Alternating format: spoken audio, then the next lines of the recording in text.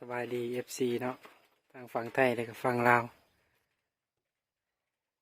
มือเชียออกมาแก้มือมาเลยตอนนกตุ่งบนเก่าเลยอู้นกไปปะไว้แล้วผมโอ้แนมบ่เห็นซ้ำบ้านนี้สิได้ไปย้ายหุ่นใหม่แล้วบ้านนี้แนมบ่เห็นหุ่นเอาถ่ายติดตามมึงน้ำกันเนาะกำลังเกี่ยมเครื่องนี่เสียงห้องตุ้งตุ้งตุ้งอยู่นะนกเขากระไรขนาดห้องจะแซวอยู่ทางนะเอาเดี๋ยวสิเป็นง่ายหุ่นใหม่กันลองมึงก่อนสิได้โอกาสแก้มืออยู่บ่มานี่ติดตามมึงน้ำกันเนาะ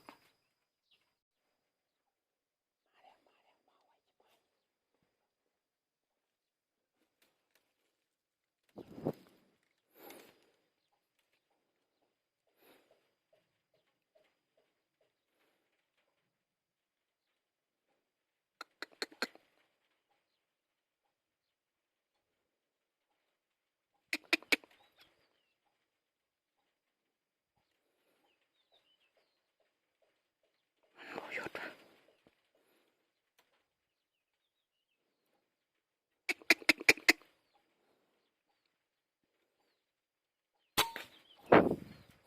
เรียบร้อย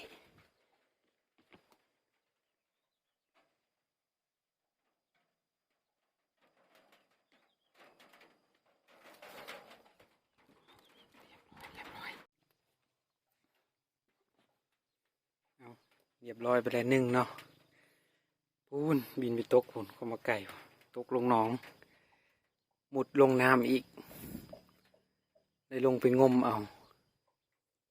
มาไวแท้ๆใส่สโคปยังบ่ทันแล้วซ้ำนี่ใส่สโคปยังบ่แล้วซ้ำว่าเกี่ยวเวียนอยู่หั่นแหละเกี่ยวเวียนอยู่น้ำหุ่นแน่นอนดิหุ่นเฮา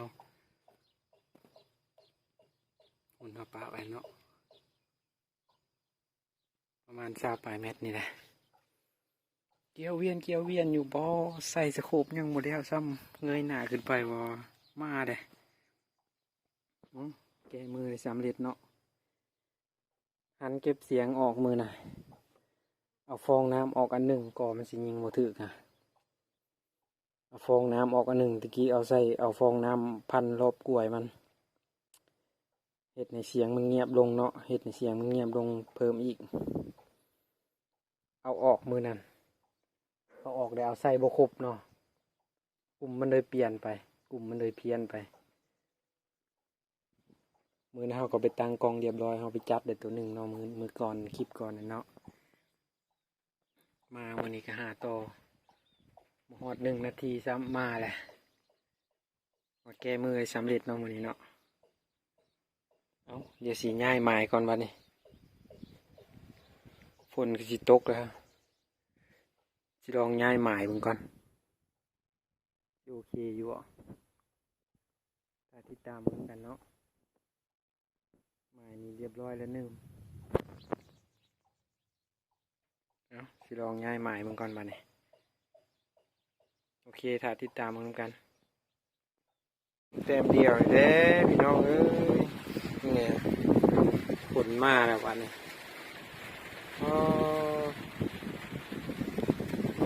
ก็หาได้เต็มเดียวว่าสิง่ายหมายผัดฝนมาแล้ววันนี้โอ้มันโดเป็นตาแล้วเนี่ยนี่สิได้เมื่ออะไรเนี่ยถ้าเบื้องฝนตกก่อนนี่มันจีเศร้าอยู่ฝนนี่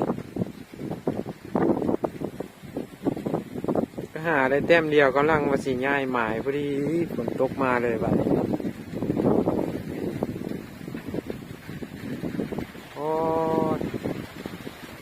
เอาถ้าเบื้องฝนเศร้าก่อนเนาะยันแต่มันค่ำก่อนนี่ก็6 โมงเลยเฮ้ย4 โมงเลยนี่4 โมงแรงไง4 ฮอด5 โมงเลยเพราะถ้าฝนหมดเศร้าก็สิ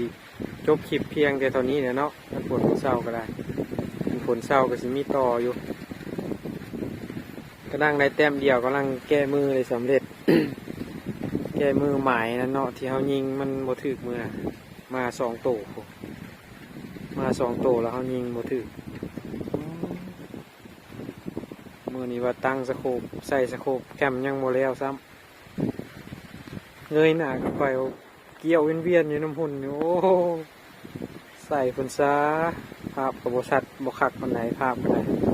ผมอยากเต็มจอเนาะเพราะว่าเขาใส่ตั้งสโคปแคมยังโมแล้วซ้ำนะมาแล้วเนาะถ้าเบื้องฝนเศร้าถ้าฝนเศร้ากันมันยังโมค่ำก็จะไปต่ออีกเนาะ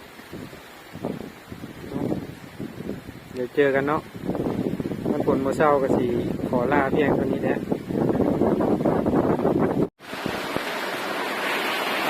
วาดนี่นักเลยวาดนี่พี่น้องโอ้มืดเบิดเลยเรียบร้อยวาดนี่ฝนตกแล้ว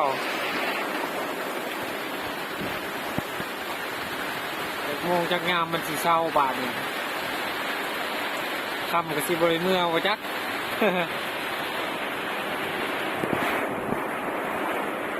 เอาออนไลน์ F4 ไปเพียงตัวนี้เด้อบ๊ายบายเดี๋ยวเจอกันคลิปหน้าเนาะฝนตกแล้วมื้อนี้ฝนตกแล้วมื้อนี้เอาบ๊ายบายเนาะยังไงก็ฝากกดไลค์กดติดตามให้แน่เด้อเป็นกำลังใจให้แน่โอ้ย